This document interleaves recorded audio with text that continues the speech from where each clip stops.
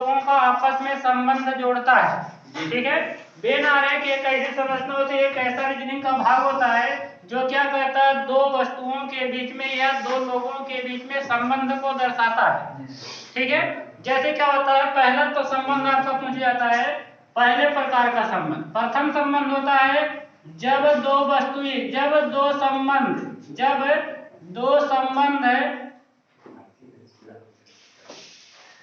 एक दूसरे में समाहित हों।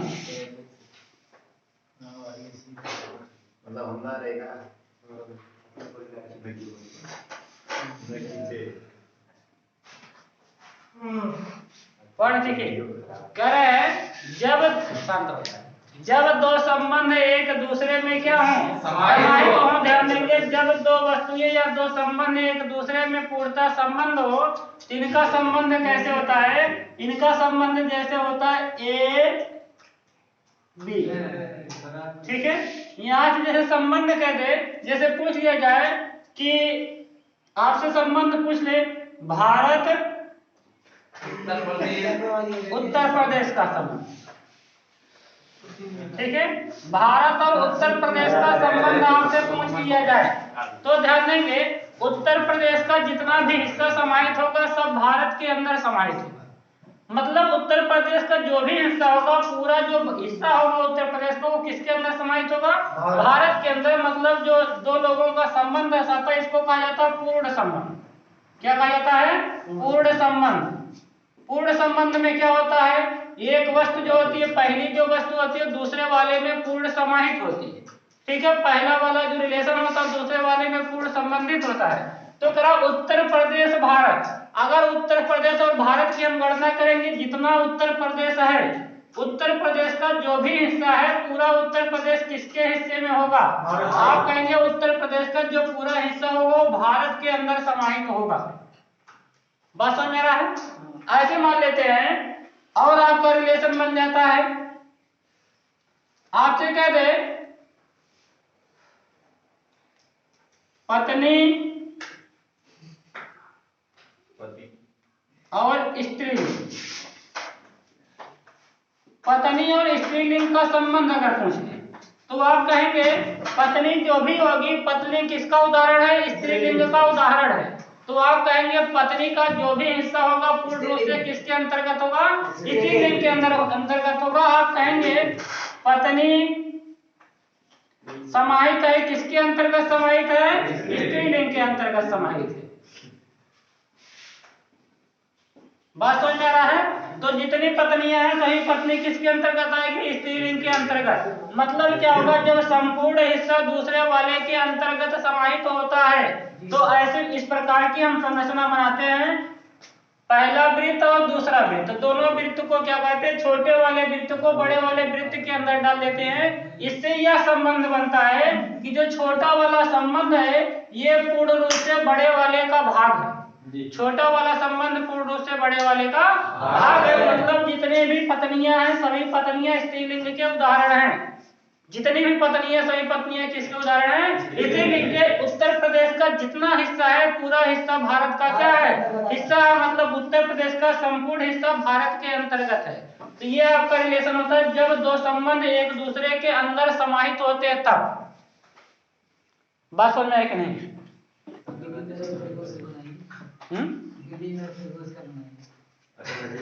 अच्छा,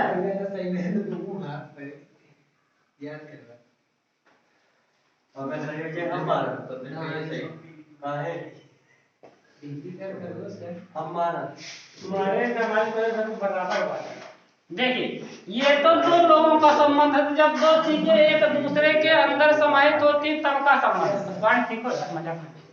ठीक है, यहां से देखिए, अगर कहते जैसे दो लोगों का संबंध वैसे तीन लोगों का संबंध, तीन वस्तुओं का संबंध।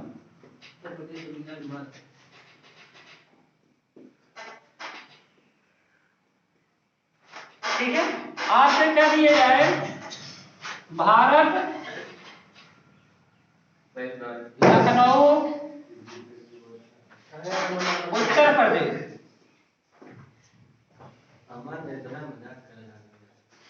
ठीक है, पॉइंट सीखिए, करा भारत लखनऊ उत्तर प्रदेश। तो यहाँ पे क्या करा, तीन लोगों का संबंध पूछा गया।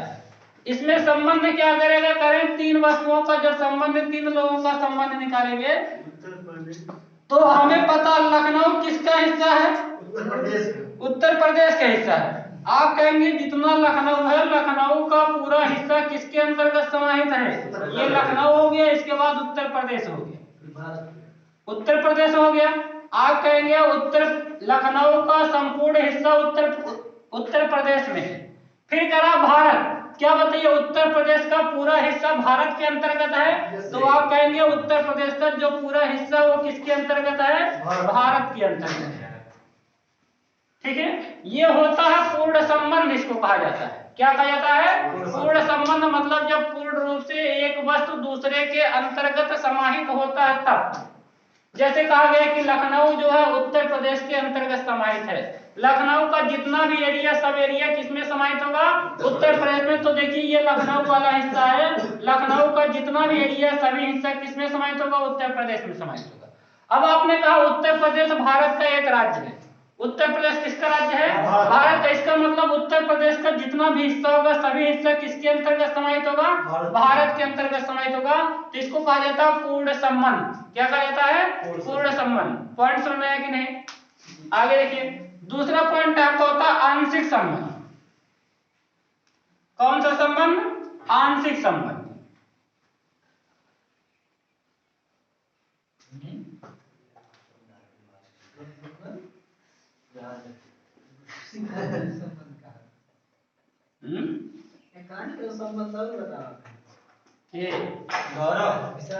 पॉइंट समझेंगे।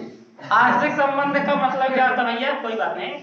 आंशिक संबंध का मतलब होता है कि थोड़ी बहुत मात्रा मिलती है। मात्रा कितनी मिलती है, थोड़ी बहुत। उसमें लिखा रहेगा कुछ का रिलेशन दिया रहता है।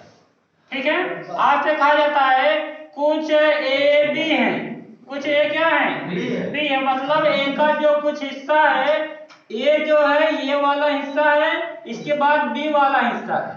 ठीक है, मतलब ए वाला कुछ हिस्सा बी के अंतर्गत है।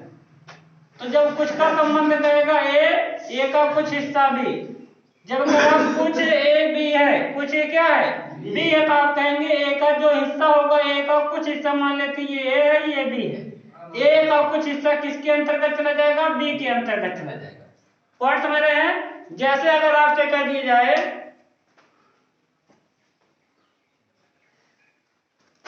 क्वेश्चन कह दिया जाए पिता और पुत्र, पिता और पुत्र,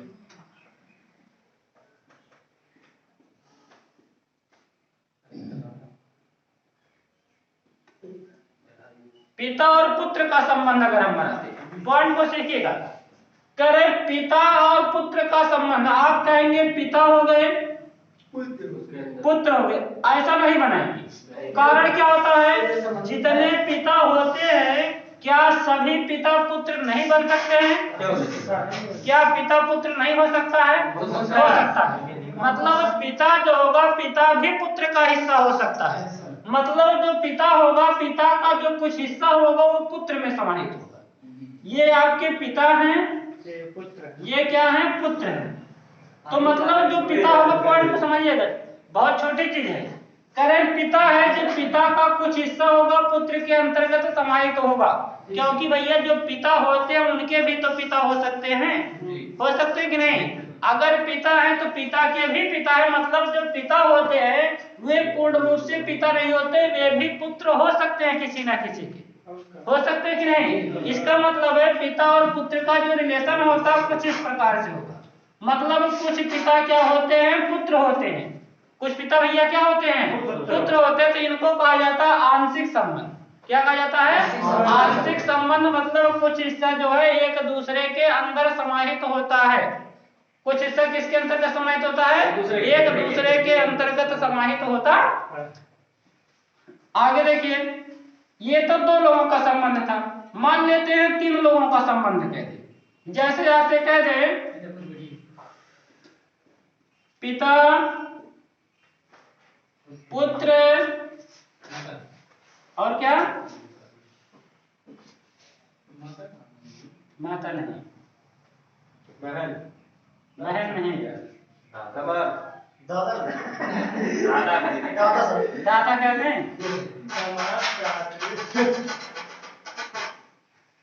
दादा अगर करेंगे तो इनका जो कुछ रिलेशन होगा ऐसा बनेगा, दादा हो गए, पिता हो गए, पुत्र हो गए।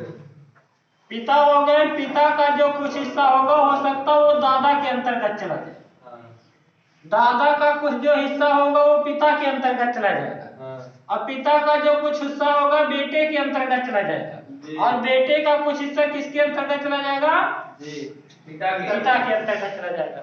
ठीक है, ये आपका रिलेशन होगा दादा पिता और पुत्र का। मतलब क्या होगा, इनमें आंशिक संबंध है। कैसा संबंध है, आंशिक संबंध।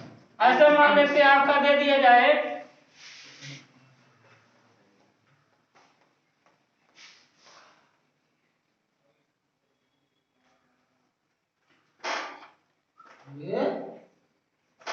महिला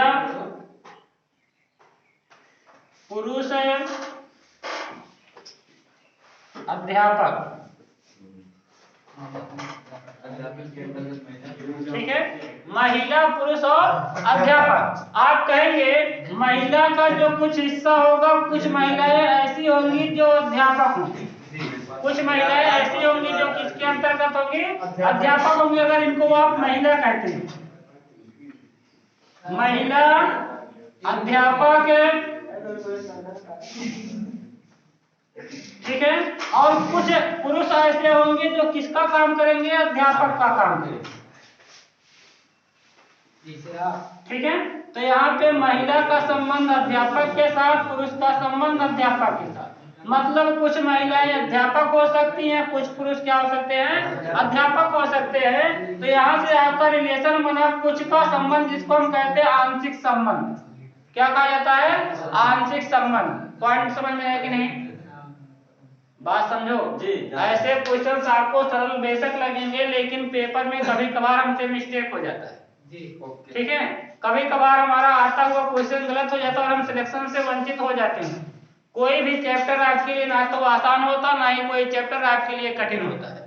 ठीक है, चीजें आपको आसान तब लगती हैं जब आप उसको मेहनत से पढ़ते हैं। अगर आप चीजों को मेहनत से नहीं पढ़ेंगे तो वही चीजें जो आसान वाली हैं आपके लिए खतरनाक हो जाएंगी, हार्ड हो जाएंगी। और अगर हार्ड चीजों को आप मेहनत से पढ़ते हो, वही हार्ड चीजें आपके लिए आसान हो जाती है। ठीक है, ये डिपेंड करता है हमारी मानसिकता के ऊपर। अगर हम चीजों को अच्छी तरीके से समझ कर पढ़ेंगे तो चीजें हमें आसान लगेंगी, अगर चीजों को हम हवा हवाई करके पढ़ेंगे तो चीजें हमें कठिन लगेंगी। ठीक है, ऐसा देखिए हम लोग के साथ घटित होता है। कुछ सब्जेक्ट हमें बहुत अच्छे तरीके से आते हैं और कुछ सब्जेक्ट ऐसे होते हैं जो हमको समझ में नहीं आते। पॉइंट होते हैं ऐसे कुछ नहीं। कारण क्या होता है, कारण ये होता है कि हम जिन सब्जेक्ट को ध्यान से पढ़ते हैं, मन लगाकर पढ़ते हैं, वो सब्जेक्ट हमें आसान लगने लगता है। और जिस सब्जेक्ट में हमारा पढ़ने का मन नहीं लगता, वो सब्जेक्ट हमारे लिए खतरनाक बन जाता है और वो सब्जेक्ट हमें आता भी नहीं। तो आप जिस सब्जेक्ट से पीछे भागेंगे वो आपको कठिन पड़ेगा, और जिस सब्जेक्ट को पढ़ने के पीछे भागे वो सब्जेक्ट अपने आप आसान होता है। ठीक है, कोई सब्जेक्ट कठिन या सरल नहीं बनता है, केवल हमारी मानसिकता उसको कठिन या सरल बना देती है।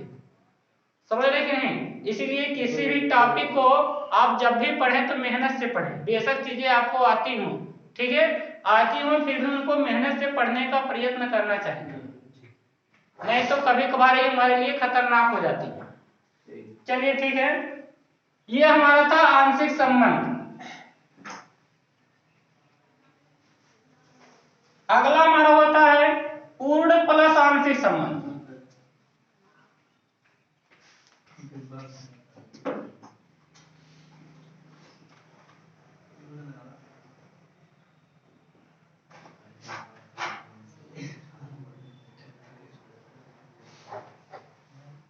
ठीक है, इनमें कुछ होगा, कुछ का पूर्ण संबंध होगा और कुछ का क्या होगा, आंशिक संबंध होगा।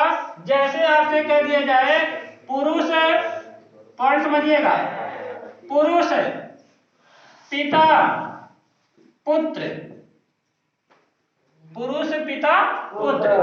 आपके बात समझ में आ रहा होगा कि पिता और पुत्र का जो रिलेशन होता है, कुछ का रिलेशन होता है, कुछ जो पिता होते हैं वो पुत्र भी होते हैं। तो पिता और पुत्र का जो संबंध होगा, कहेंगे पिता पुत्र, इनका रिलेशन तो ऐसा हो गया। ठीक है। बाद में क्या दिया, पुरुष दिया है। क्या दिया है, पुरुष। मतलब मेरे भाई जो पिता होता है वो भी पुरुष होगा, जो पुत्र होता है वो भी पुरुष होगा। कहने का मतलब पिता और पुत्र दोनों किसके अंतर्गत समाहित होंगे, पुरुष के अंतर्गत समाहित होंगे। बात समझ रहे हैं। तो इनका जो आरेख बनेगा कुछ इस प्रकार से बनेगा। ये पुरुष हो गया, पुरुष के अंतर्गत किसका रिलेशन बैठ गया, पिता और पुत्र का रिलेशन बैठ गया। पॉइंट नहीं समझ पाए, समझ गए। देखिए यहाँ से कह रहा पिता और पुत्र का जो रिलेशन होगा कुछ का रिलेशन होगा। इसके बाद कह रहा पिता पुत्र के साथ पुरुष का संबंध। मतलब जितने भी, चाहे वो पिता होगा चाहे पुरुष होगा, 100% क्या होगा, पुरुष होगा। कहने का मतलब अगर पिता और पुत्र दोनों पुरुष हैं तो इनका पूर्ण रूप से किसके अंतर्गत चले जाएंगे, पुरुष के अंतर्गत चले जाएंगे। बात समझ रहे हैं। ऐसे देखिए और रिलेशन होते हैं। बिल्ली नर खरगोश, किसका, बिल्ली नर खरगोश, बिल्ली नर खरगोश जी अभी बता रहे हैं।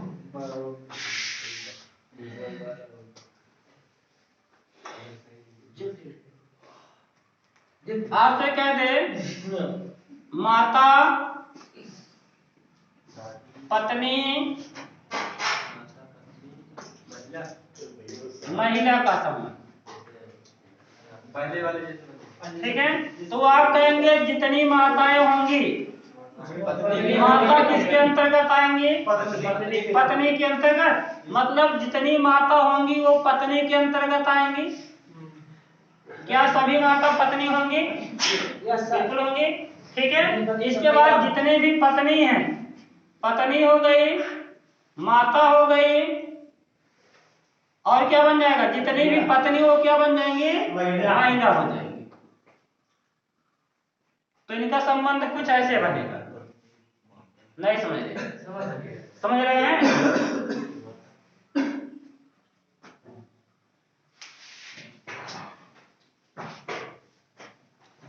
ऐसे मान लीजिए आपका दे दिया गया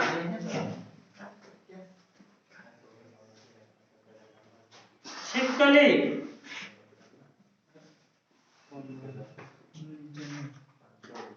सर्प का संबंध।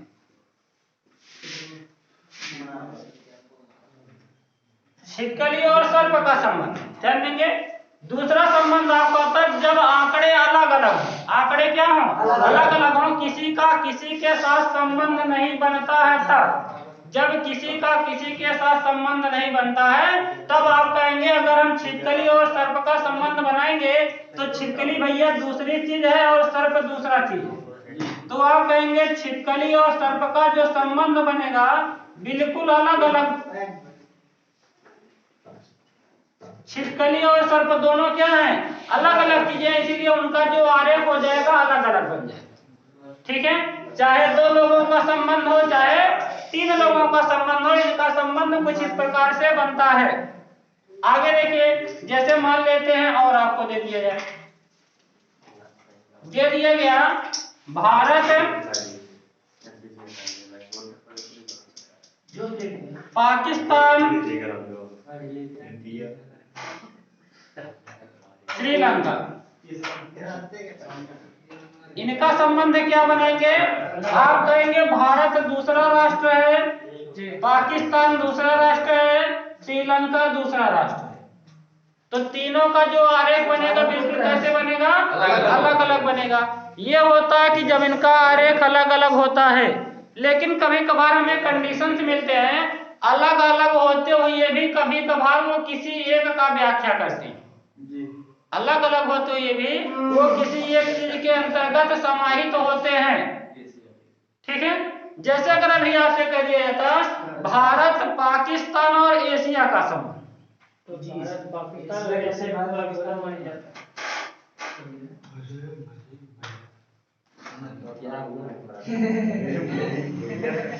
पॉइंट को देखिए, समझिए ठीक से, ठीक है। ये चैप्टर आपको बेशक आसान लग रहा है, लेकिन अगर चीजों को नहीं समझेंगे आगे हम आपको पढ़ाएंगे कथन और निष्कर्ष, अगला टॉपिक। ठीक है, अगला टॉपिक आपका इसी बेस पे आधारित होगा, कथन और निष्कर्ष। चीजों को अगर आप मेहनत से नहीं सीखेंगे अगला टॉपिक आपके लिए कठिन पड़ जाएगा। ठीक है, इसीलिए आपसे हम कहना चाहेंगे कि आप इसको बिल्कुल मेहनत से पढ़ें। चीजें तब आसान लगती हैं जब उनको हम मेहनत से पढ़ते हैं, चीजें कठिन हो जाती हैं जब उनको हम क्या करते हैं, मस्ती मजाक करके पढ़ते हैं। ठीक है, कह रहा भारत पाकिस्तान और एशिया का संबंध। ठीक है, किसका किसका संबंध कर रहे हैं, भारत का, पाकिस्तान का और एशिया का। हमें पता है भारत और पाकिस्तान दोनों अलग अलग चीजें, भारत अलग हो गया, पाकिस्तान अलग हो गया। लेकिन अगर हम बात एशिया की करते हैं तो भारत और पाकिस्तान दोनों किसके अंतर्गत समाहित होंगे, एशिया के अंतर्गत समाहित होंगे। क्योंकि भैया भारत जो है वो एशिया में समाहित है, एशिया महादेश है, देश नहीं महादेश है, और महादेश में देश समाहित होगा। ठीक है, एशिया में कौन समाहित है, भारत समाहित है, और एशिया ही में कौन समाहित है, पाकिस्तान समाहित है। तो इनका जो संबंध बनेगा इस प्रकार का संबंध बनेगा। बात समझ पाए कि नहीं? जब क्या होगा, अलग अलग और गुण का संबंध होता है तो इनका संबंध कुछ ऐसा बनता है। ऐसे अगर ऐसे कह दिए जाए,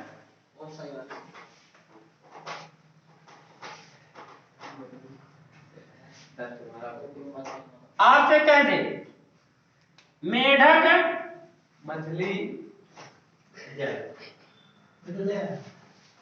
मेढक, ठीक है, इसके बाद कह दे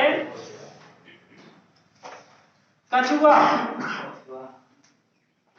इसके बाद कह दे उभयचर।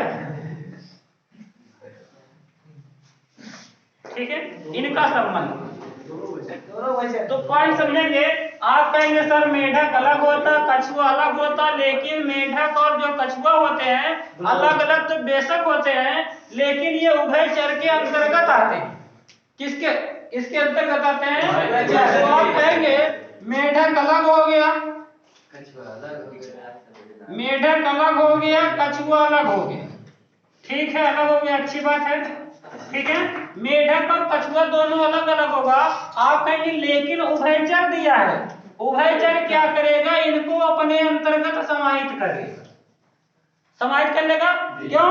क्योंकि जितने मेढक होते हैं सभी मेढक उभयचर कहलाते हैं, जितने भी कछुआ होते हैं सभी कछुआ क्या होते हैं, उभयचर होते हैं। तो आप कहेंगे मेढक और कछुआ अलग अलग तो हैं, लेकिन ये किसके एग्जाम्पल हैं, उभयचर के एग्जाम्पल। इसका मतलब जितना मेढक होगा सब उभयचर के अंतर्गत समाहित होगा, जितना कछुआ होगा सभी कछुआ किसके अंतर्गत समाहित होगा, उभयचर के अंतर्गत समाहित होगा। इनका जो संबंध बनता करे अलग अलग संबंध होते, ये भी किसी एक के अंतर्गत समाहित होते, अलग अलग होते हैं भी किसी एक के अंतर्गत क्या होते हैं, समाहित होते हैं।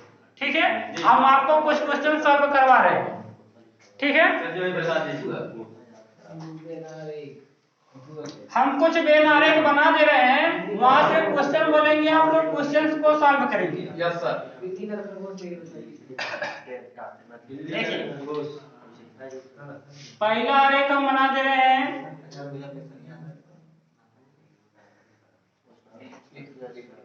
दूसरा आरेख आपका बना दे रहे हैं,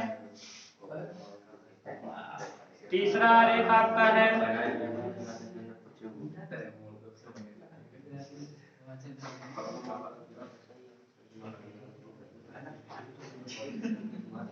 चौथा आरेख आपका है,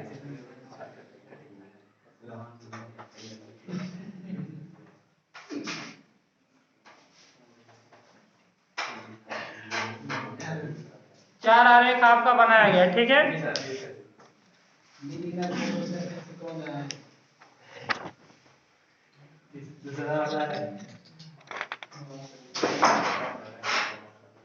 चलिए आप बताएंगे पिता मानव और महिला का संबंध, पिता मानव महिला का संबंध। पिता मानव और महिला के लिए सही आरेख क्या होगा, गेस कीजिए। चौथा होगा, चौथा वाला होगा। सभी लोग सहमत हैं? अच्छा, कह रहे हैं पिता और महिला दोनों अलग अलग होंगे। पिता और महिला अलग अलग हो गए, लेकिन चाहे पिता होगा चाहे महिला होगा वो मानव का उदाहरण होगा। किसका उदाहरण होगा, मानव का। अगर आप इसको पिता मानते, इसको महिला मानते, तो इसको बड़े वाले को क्या मानेंगे? मानव मानेंगे। इसका मतलब मानव के अंतर्गत पिता और महिला क्या है? समाहित है। पॉइंट समझ में आया कि नहीं? सबको समझ में आया? अगला क्वेश्चन लिखेंगे, शुतुरमुर्ग, सांप और मेढक। शुतुरमुर्ग, सांप और मेढक का संबंध। अलग अलग शुतुरमुर्ग, सांप और मेढक। सर्प और मेढक का संबंध क्या बनेगा? अलग अलग अलग अलग बनेगा। इसका मतलब आप कहेंगे एक और आरेख बनाना पड़ेगा। ठीक है, शुतुरमुर्ग अलग है, सर्प अलग है, मेढक अलग है। पॉइंट समझ में आ रहा है सबको कि नहीं? अगला आप आरेख बनाएंगे, क्या चीज?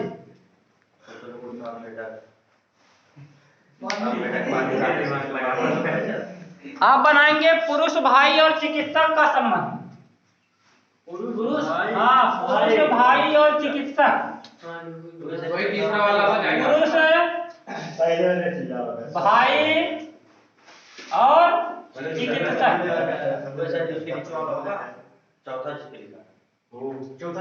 तीसरा कौन सा संबंध बनेगा? तीसरा। अच्छा मेरे भाई पॉइंट सीखेंगे, करा कि जितने भी भाई होते हैं सभी भाई पुरुष के अंतर्गत समाहित होते हैं।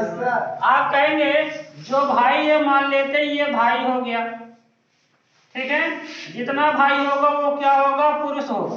100% ये बात सत्य है कि नहीं? ठीक है, करा पुरुष भाई और चिकित्सक, क्या जितने पुरुष होंगे सभी चिकित्सक होंगे? नहीं। आप कहेंगे जितने भाई होंगे सभी चिकित्सक होंगे? नहीं होगा। मतलब कुछ इनका संबंध ऐसा बनेगा। कौन समझिए? मतलब पुरुष का कुछ हिस्सा चिकित्सक होगा, भाई का कुछ हिस्सा क्या होगा? चिकित्सक होगा। इनका संबंध कुछ ऐसा बनेगा।